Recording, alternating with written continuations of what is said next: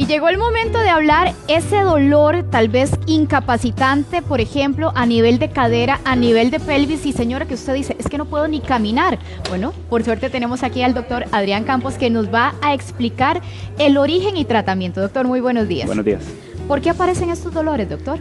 Bueno, la pelvis es una estructura ósea, ¿verdad? Que obviamente tiene músculos y ligamentos y nervios, pero está muy influenciada directamente con lo que pasa a nivel de columna lumbar y lo que pasa a nivel de la cadera.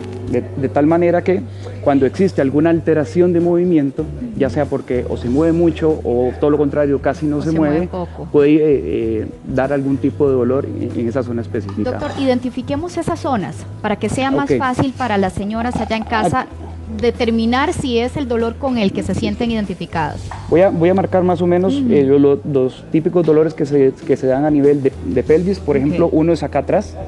Ves que es mucho más abajo de la zona lumbar.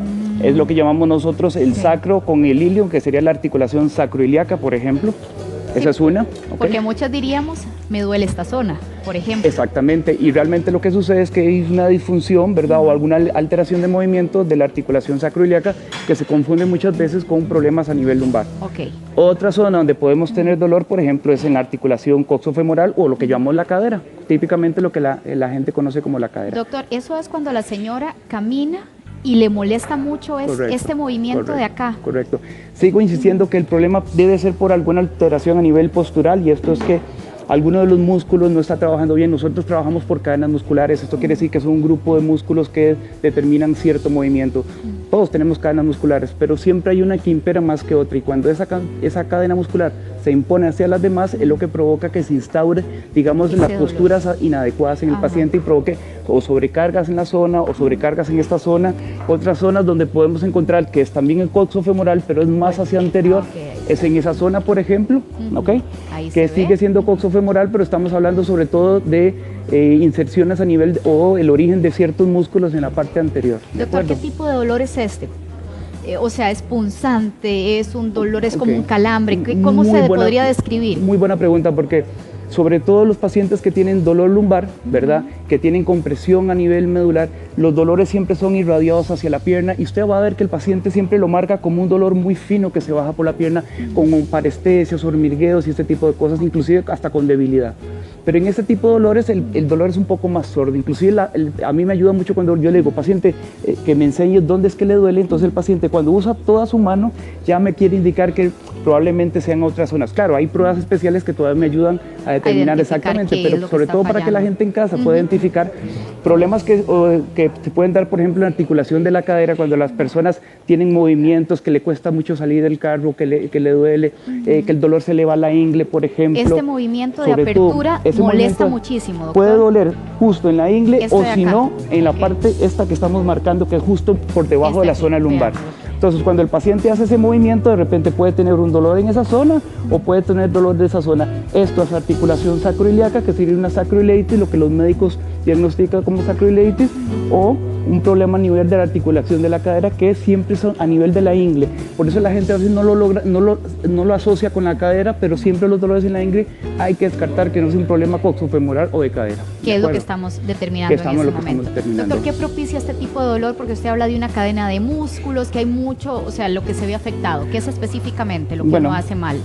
Lo que sucede muchas veces es que cuando se instaura ya un mal patrón de movimiento y queremos seguir haciendo actividades normales de la vida diaria, todos se van a ver involucrados. Entonces, el estar mucho tiempo de pie, mucho tiempo sentado en una sola posición, por ejemplo, son propicios a que el paciente empiece a tener alteraciones a nivel de la postura y por ende del movimiento. Entonces, más que decir a la persona, paradójicamente la gente se cuida mucho cuando tiene un dolor y no se quiere mover, y todo lo contrario, la gente lo que se le dice es que tienen que moverse para restablecer su movilidad normal, para que así los patrones, digamos, de dolor no queden perpetuados en el paciente. O sea, una persona muy sedentaria es más difícil todavía de tratar que una persona que me diga, mira, me lesioné porque me fui a clases de baile y empecé con un dolor.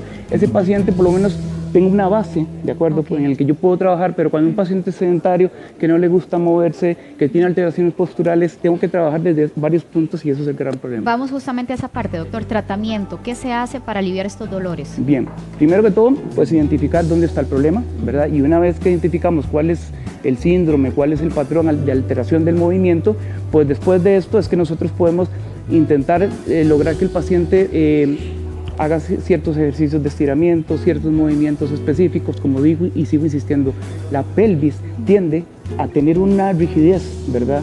Es un mecanismo de defensa que paradójicamente provoca más dolor en el paciente. Entonces a veces yo necesito enseñarle al paciente un movimiento específico como de control motor que me ayude a identificar estas cosas. Doctor, usted me iba a mostrar ese movimiento. Claro, esta está bien.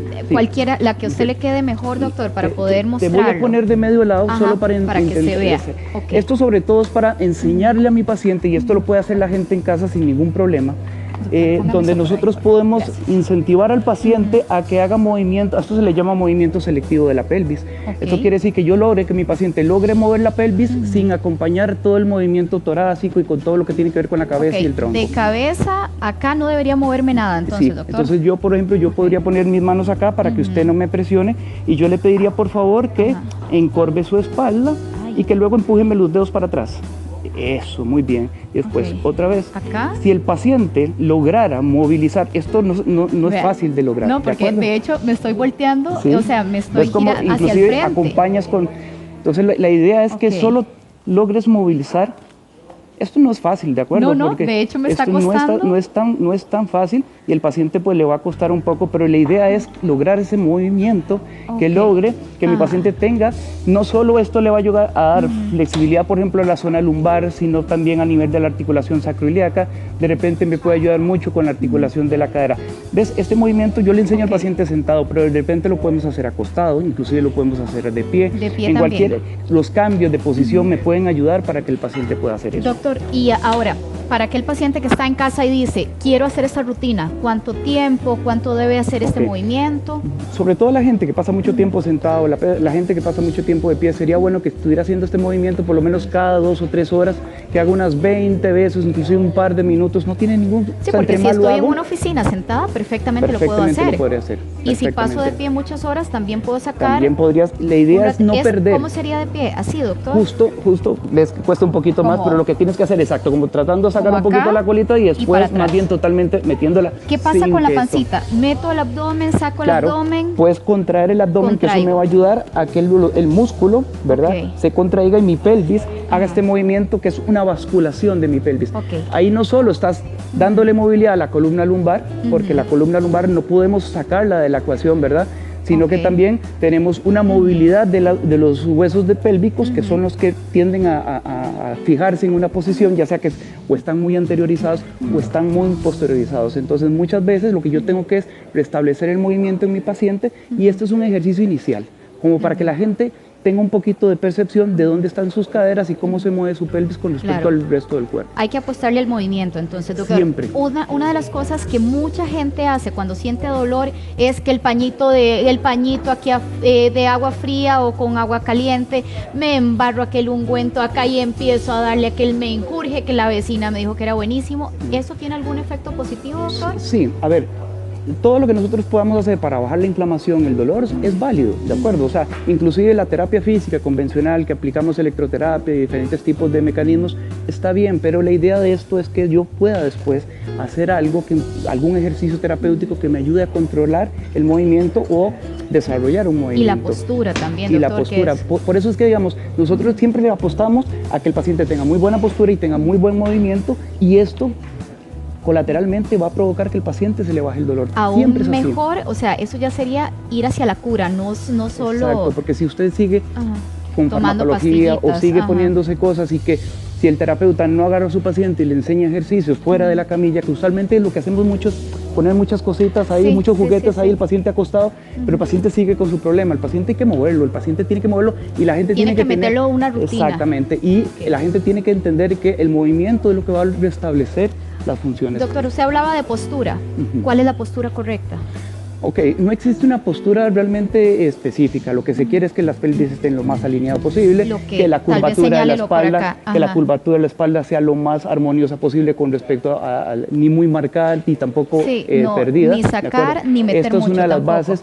Las rodillas no pueden estar muy tiradas hacia adelante ni muy hacia atrás, pero ves que son patrones que se instauran. De repente tengo gente que tiene mucho los hombros tirados para adelante y tengo una cabeza muy anteriorizada, y esto son patrones, ¿verdad? Sobre todo porque pasamos mucho o con el celular o con la Claro, me computadora. empiezo a encorvar. Claro, y entonces es más fácil para nosotros tener posiciones más de flexión que de extensión. Y la ¿de acuerdo? extensión es a la posición que deberíamos apostar, doctor. Sobre todo a nivel lumbar y sobre todo a nivel pélvico, entre la mayoría de las lesiones se dan por la pérdida de esa extensión que nosotros tenemos, ¿de acuerdo? Siempre se da por eso, en el 90% de los casos. Hay otros casos que es lo contrario, pero estamos hablando de la excepción y no la regla, ¿de acuerdo? Sino que tratar siempre de tener una postura lo más, una buena alineación del oído con respecto al hombro, a la pelvis, a la rodilla, al tobillo, tendría que ser una línea, ¿verdad? Lo más Eso debería recta. ser lo ideal, ¿de lo acuerdo? ideal. Lo ideal. Doctor, ¿qué Ok. pasa con aquella señora que está con el chiquito, con las bolsas del mercado, jalando ollas pesadísimas? De nuevo, es que estamos hablando de que son personas que, si son personas que se mueven, pues realmente no tienen un mayor problema, ¿de acuerdo? Pero cuando tenemos un patrón instaurado, tenemos una persona con alteración de movimiento, tenemos una persona que probablemente al menor esfuerzo va a empezar con dolor. Entonces, este tipo de pacientes, claro, lo ideal es poder identificar qué es lo que está pasando, cuál es su diagnóstico médico, que no necesariamente tiene que ser el diagnóstico de fisioterapia, porque el diagnóstico del médico es una sacroileitis, por ejemplo, que es la inflamación del sacro, pero el diagnóstico mío es, ok, lo que tenés es un ilíaco anteriorizado, tenés una pérdida de la lordosis lumbar y esto lo tengo que restablecer, y una vez que yo logro enseñarle al paciente qué es lo que le provoca el dolor, el paciente se convierte en un activo, ¿de acuerdo?, en su tratamiento, y él empieza a ser, empieza a ser Consciente consciente de qué es lo que, de qué es lo que tiene que hacer. Entonces me ayuda, ¿verdad?, a que los dos logremos que el paciente, pues, o que recobre la salud, al menos en este sentido de movimiento. Excelente, doctor. Muchísimas gracias por su Muchísimo tiempo gusto, y su gracias. explicación. Muy amable. Para servirle. Douglas.